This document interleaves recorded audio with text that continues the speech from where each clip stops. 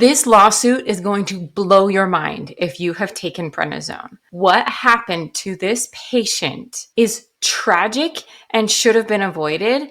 But for everyone who's taken prednisone, you'll understand exactly what the patient went through and you'll be so furious. So sit down, enjoy the medical drama about to unfold in this lawsuit I'm going to tell you about.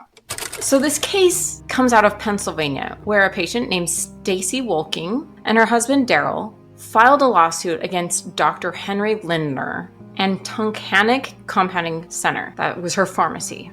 Stacy says that Dr. Lindner prescribed her extremely high doses of prednisone, doses so high that they allegedly caused her horrific health consequences and serious harm.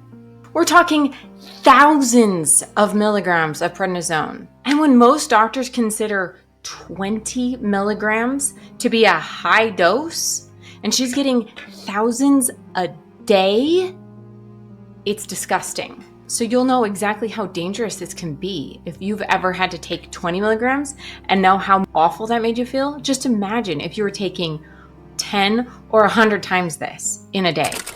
So let's back up and get the background. So Stacy found Dr. Lindner way back in 2013 because she was struggling with fatigue, brain fog, and other non-specific symptoms. In 2021, Dr. Lindner diagnosed her with babesiosis, a rare disease caused by parasites.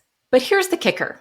He didn't confirm the disease with standard tests like a blood smear or a PCR. Instead, he just prescribed her this random mix of antimicrobials and extremely high doses of steroids like prednisone. Now, for those of you like me who've had to take prednisone, you know how miraculous and life-saving prednisone can be. It literally saved my life. I would not be here. I would have bled to death without it. But at these levels, this is a recipe for disaster. So here's the specifics. Between August and October 2022, Stacy was prescribed the equivalent of 19,000 milligrams of prednisone, and it was dispensed by that compounding pharmacy. At one point, she was taking over 1,800 milligrams of prednisone per day. Now, to put that in perspective, when I was at Harvard Medical School a few weeks ago, learning about prednisone, they're like, yeah, if a person takes more than 1,000 milligrams of prednisone over a year, that increases the risk for osteoporosis, heart disease, diabetes, infections, yada, yada, yada. They were talking about risk over a year, and she's taking twice that in a day. That just makes me sick. And if there was like a horrific emergency, for example, a person with multiple sclerosis is having retinal detachment of their eyes or some other optic neuritis, horrible loss of vision possibility, they might get the equivalent of 250 milligrams of prednisone in the hospital, okay? Maybe 1,000 milligrams in the hospital, and they would never do it for more than 3 days. I've never heard of anyone getting more than 1,000 milligrams for 3 days in a row, ever. Like never, ever, ever, not in the worst emergencies. Traditionally, at home, most people never take more than 60 milligrams. On a rare occasion, you might take 100 milligrams in one day, but then it's immediately dropped off to a lot lower. You never hear of anybody taking 1,000 milligrams every day, and she was taking twice that? This is what she said.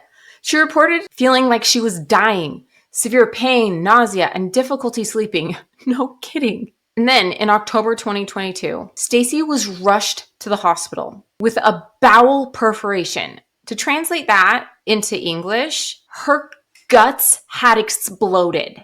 There was a hole in her gut, as in the prednisone had weakened her gut so much it couldn't hold the poop in anymore. And what happens when poop explodes into your body? Yeah, bleeding, of course. And now there's like toxic substances floating where there shouldn't be toxic substances. Bad all around. She underwent emergency surgery and ended up with an ostomy bag. So now she can no longer poop on her own. She has to have a bag to catch her excrement. Like she has to wear that for the rest of her life. Her condition was so severe that she entered hospice care but later changed her mind and opted for rehabilitation instead. Like, she didn't want to live anymore. It was so horrifically painful and miserable. There was no point in living. This is just heartbreaking. Prednisone withdrawal, along with all the damage from such prolonged, incredibly, obscenely high doses, left her in a devastating state. So Stacy and her husband are suing Dr. Lindner for negligence and intentional infliction of emotional distress. They claim that his reckless prescribing habits caused her injuries and severe emotional pain. They're also suing the compounding pharmacy for its role in filling these extreme prescriptions. The lawsuit highlights that a reasonable physician would never prescribe this much prednisone outside of a hospital setting, and even inside of a hospital setting, let's be honest. And it questions why the pharmacy didn't flag this dangerous issue. So what the court decided. So far, both the doctor and the pharmacy have tried to get parts of the lawsuit dismissed, but the court said, nope, not yet. The judge ruled that the claims of negligence, emotional distress, and even punitive damages are strong enough to proceed. This means the case is moving forward. This is a big deal. If the court finds the doctor and pharmacy are at fault, it could set a precedent for how prednisone and other medications are prescribed and dispensed in the future. So what's my take on all of this? First, prednisone is a powerful drug. It's a miraculous drug, but it has to be prescribed responsibly. Doctors and pharmacists owe it to their patients to prioritize safety. As a professor at the Harvard Medical School seminar I went to said, steroids are the best drugs we have, and steroids are the worst drugs we have. They are so amazing and so horrible at the same time.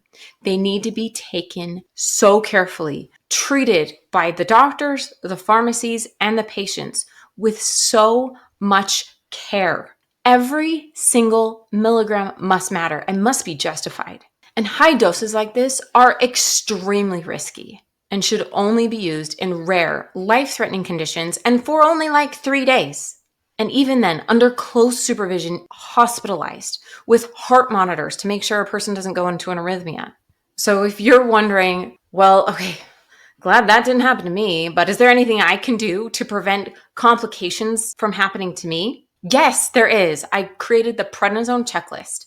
It has a list of all the things that you can do to prevent complications from happening, that you can make every single milligram matter, that you know you're doing all that's in your power to keep yourself as healthy as possible while on prednisone.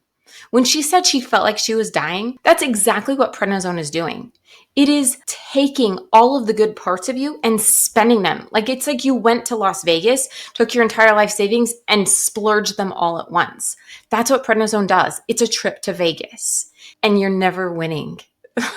All you're doing is having fun. You're not actually going to make any jackpots. Prednisone never gives you a jackpot. All it does is spend.